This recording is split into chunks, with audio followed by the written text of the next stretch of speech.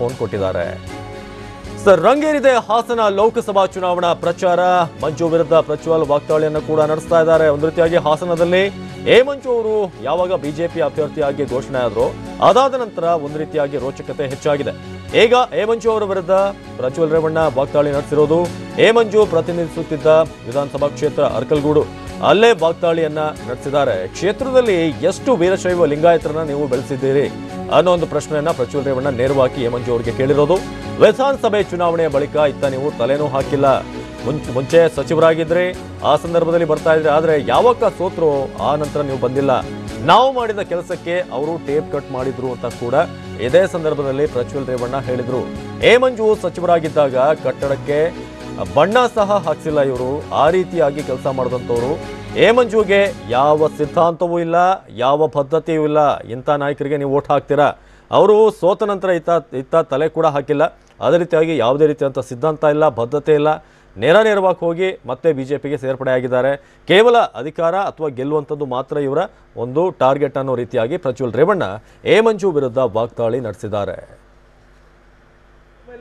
ಮಂಜು ಅವರೇ, ನೀವು ಎಷ್ಟು ವೀರಶೈವರ ಜನಾಂಗನ ಇವತ್ತು ನಾಯಕರುಗಳನ್ನ ಬೆಳೆಸಿದೀರಾ ಈ ಭಾಗದಲ್ಲಿ ಅಂತ ನಾನು ಕೇಳಬೇಕಾಗತ್ತೆ. ಅರ್ಕಲ್ಗೂಡು ತಾಲೂಕಲ್ಲಿ ಎಷ್ಟು ಜನನ ನೀವು ವೀರಶೈವರ ಜನಾಂಗನ ಬೆಳೆಸಿದೀರಾ, ಎಷ್ಟು ಜನನ ರಾಜಕೀಯವಾಗಿ ಶಕ್ತಿ ಕೊಟ್ಟಿದ್ದೀರಾ ಅಂತ ನಾನು ಈ ವೇದಿಕೆ ಮೇಲೆ ಕೇಳಬೇಕಾಗತ್ತೆ. ಹಾಗಾಗಿ ನೀವೇನು ಜಿಲ್ಲಾ ಮಂತ್ರಿ ಆಗಿದ್ರಿ, ವೀರಶೈವರ ಜನಾಂಗಕ್ಕೆ ಎಷ್ಟು ನೋವು ಕೊಟ್ಟಿದ್ದೀರಾ ಅದನ್ನ ಇವತ್ತು ಯಾರು ಮರ್ತಿಲ್ಲ. ಇವತ್ತು ಇಡೀ ಜಿಲ್ಲೆಯಲ್ಲಿ ಒಂದು ಜಿಲ್ಲಾ ಪಂಚಾಯತಿ ಮೆಂಬರ್ ಆಗಿ ಒಂದೇ ಒಂದು ಜಿಲ್ಲಾ ಪಂಚಾಯತಿ ಮೆಂಬರ್ಗೆ ಇವತ್ತು ಅವರು ಒಂದು ವೀರಶೈವರ ಲಿಂಗಾಯತರ ಜನಾಂಗಕ್ಕೆ ಇವತ್ತು ಸೀಟ್ ಕೊಡ್ಲಿಲ್ಲ. ಇವತ್ತು ನಾವು ಅರ್ಥೈಸ್ಕೊಳ್ಬೇಕಾಗತ್ತೆ. ಅವರ ಧೋರಣೆ ಏನಿತ್ತು, ಇವತ್ತು ಕೇವಲ ಅಧಿಕಾರ ಅಮೂಲ್ ಮೇಲೆ, ಇವತ್ತು ಕೇವಲ ಅಧಿಕಾರ ಮತ್ತೆ ಆಸೆ ಮೇಲೆ ಇವತ್ತು ಎಲ್ಲಾ ಜನಾಂಗನು ನನ್ನ ಕಪಿಮುಷ್ಟಿಲಿದ್ದೀನಿ ಅಂತ ಏನಾರು ಭಾವಿಸ್ತಿದ್ರೆ ಅದನ್ನ ದಯವಿಟ್ಟು ತಪ್ಪರ್ಥರ್ಸ್ ಮಾಡ್ಕೋಬೇಕಾಗತ್ತೆ. ಅದು ನಿಮ್ಮ ಭ್ರಮೆ ಅಂತ ಇಲ್ಲಿ ನಾನು ಹೇಳಬೇಕಾಗತ್ತೆ. ಮಂಜುನಾಥ್ ಈ ಬಗ್ಗೆ ಹೆಚ್ಚಿನ ಮಾಹಿತಿಯನ್ನು ಕೊಡ್ತಾರೆ. ಮಂಜುನಾಥ್, ಇದೀಗ ಪ್ರಜ್ವಲ್ ರೇವಣ್ಣ ಮಂಜು ಅವರ ವಿರುದ್ಧ ನೇರ ವಾಗ್ದಾಳಿಯನ್ನ ಮಾಡಿದ್ದಾರೆ. ಅದು ಕೂಡ ಅವರ ಹಿಂದಿನ ಕ್ಷೇತ್ರದಲ್ಲೇ. ಏನೆಲ್ಲ ಮಾತನಾಡಿದ್ರು ಈ ಸಂದರ್ಭದಲ್ಲಿ ಅಂತ? ಅವಿನಾಶ್, ಹಾಸನ ಜಿಲ್ಲೆಯ ಲೋಕಸಭಾ ಚುನಾವಣಾ ಪ್ರಚಾರ ಕ್ಷೇತ್ರ ರಂಗೇರಿದೆ. ಇನ್ನು ನೇರ ಸ್ಪರ್ಧೆ ಜೆಡಿಎಸ್ ವರ್ಸಸ್ ಬಿಜೆಪಿ ವಿರುದ್ಧ ಇರ್ತಕ್ಕಂಥ ಈ ಒಂದು ಕ್ಷೇತ್ರದಲ್ಲಿ ಇವತ್ತು ಕೂಡ ಎರಡೂ ಪಕ್ಷದ ಅಭ್ಯರ್ಥಿಗಳು ಪ್ರಚಾರವನ್ನ ನಡೆಸ್ತಾ ಇದ್ದಾರೆ. ಅರ್ಕಲ್ಗೂಡು ವಿಧಾನಸಭಾ ಕ್ಷೇತ್ರ ವ್ಯಾಪ್ತಿಯಲ್ಲಿ ಪ್ರಜ್ವಲ್ ರೇವಣ್ಣ ಅವರು ಬೆಳಗ್ಗೆಯಿಂದನೂ ಕೂಡ ರೋಡ್ ಶೋಗಳ ಮೂಲಕ, ಸಾರ್ವಜನಿಕ ಸಭೆಗಳ ಮೂಲಕ ಭರ್ಜರಿಯಾಗಿರ್ತಕ್ಕಂಥ ಪ್ರಚಾರವನ್ನು ನಡೆಸ್ತಾ ಇದ್ದಾರೆ. ಹಾಸನ ನಗರದಲ್ಲಿ ಬಿಜೆಪಿ ಅಭ್ಯರ್ಥಿ ಮಂಜು ಅವರು ಪ್ರಚಾರವನ್ನು ನಡೆಸ್ತಾ ಇದ್ದಾರೆ.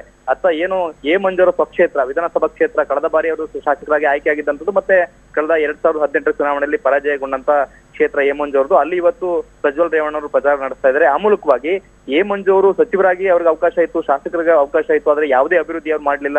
ನಾವು ಶಂಕುಸ್ಥಾಪನೆ ಮಾಡಿದಂತ ಕೆಲಸಗಳಿಗಷ್ಟೇ ಬರೀ ಟೇಪ್ ಕಟ್ ಮಾಡತಕ್ಕಂಥ ಕೆಲಸವನ್ನ ಮಾಡಿರುವಂತಕ್ಕಂಥ ಆಕ್ರೋಶವನ್ನು ವ್ಯಕ್ತಪಡಿಸಿರ್ತಕ್ಕಂಥ ಪ್ರಜ್ವಲ್ ರೇವಣ್ಣ ಅವರು ಇವರಿಗೆ ಮತ್ತೊಂದು ಅವಕಾಶ ಯಾಕೆ ಕೊಡಬೇಕು? ಅವಕಾಶ ಸಿಕ್ಕಾಗ ಅವರು ಕೆಲಸ ಮಾಡಿಲ್ಲ. ನಾವು ಅವರ ಅವಧಿನಲ್ಲಿ ಕನಿಷ್ಠ ಸರ್ಕಾರಿ ಕಚೇರಿಗಳಿಗೆ ಸುಣ್ಣ ಬಣ್ಣ ಹೊಡಿಸಕ್ಕೆ ಕೂಡ ಸಾಧ್ಯ ಆಗಿಲ್ಲ ಅಂತಕ್ಕಂಥ ಒಂದ್ ರೀತಿ ವಾಗ್ದಾಳಿ ನಡೆಸುವ ಮೂಲಕ ಈ ಕ್ಷೇತ್ರದಲ್ಲಿ ಮತ್ತೆ ಜಿಲ್ಲೆಯಲ್ಲಿ ಜೆಡಿಎಸ್ ಎಲ್ಲ ರೀತಿಯಾಗಿರ್ತಕ್ಕಂಥ ಅಭಿವೃದ್ಧಿ ಕೆಲಸಗಳನ್ನ ಮಾಡಿದೆ, ನಮಗೆ ಮತ ನೀಡಬೇಕು ಅಂತಕ್ಕಂಥ ಒಂದು ಮಾತನ್ನು ಹೇಳೋ ಮೂಲಕ ತಮ್ಮ ಮತಬೇಟೆಯನ್ನು ನಡೆಸ್ತಾ ಇದ್ರೆ. ಮತ್ತೊಂದು ಕಡೆ ಹಾಸನದಲ್ಲಿ ಪ್ರಚಾರ ಮಾಡ್ತಿರ್ತಕ್ಕಂಥ ಮಂಜು ಅವರು ಜಿಲ್ಲೆನಲ್ಲಿ ದೇವೇಗೌಡರು ಅಭಿವೃದ್ಧಿ ಮಾಡಿದ್ರೆ ಯಾಕೆ ಇಲ್ಲಿ ಅವರು ಚುನಾವಣೆ ನಿಲ್ಲಿಲ್ಲ, ಇಲ್ಲಿಂದ ಅವರು ಪಲಾಯನ ಮಾಡಿದ್ರೆ ಅಂತಕ್ಕಂಥ ಪ್ರತಿದಾಳಿಯನ್ನ ಮಾಡೋ ಮೂಲಕ ಒಂದು ರೀತಿ ನೇರ ಸ್ಪರ್ಧೆ ಇರ್ತಕ್ಕಂಥ ಈ ಕ್ಷೇತ್ರದಲ್ಲಿ ಮತದಾರನ ಸೆಳೆಯೋದಕ್ಕೆ ಆರೋಪ ಪ್ರತ್ಯಾರೋಪಗಳ ಮೂಲಕ, ಮತ್ತೆ ಕೆಲಸ ಮಾಡಿಲ್ಲ ಮತ್ತೆ ಮಾಡಿರಂತಕ್ಕಂಥ ಟೀಕೆಗಳ ಮೂಲಕ ಜನರನ್ನ ಸೆಳೆತಕ್ಕಂಥದಕ್ಕೆ ಎರಡೂ ಪಕ್ಷಗಳು ಪ್ರಯತ್ನ ಮಾಡ್ತಿರ್ತಕ್ಕಂಥದ್ದು. ಅವಿನಾಶ್, ಧನ್ಯವಾದ ಮಂಜುನಾಥ್.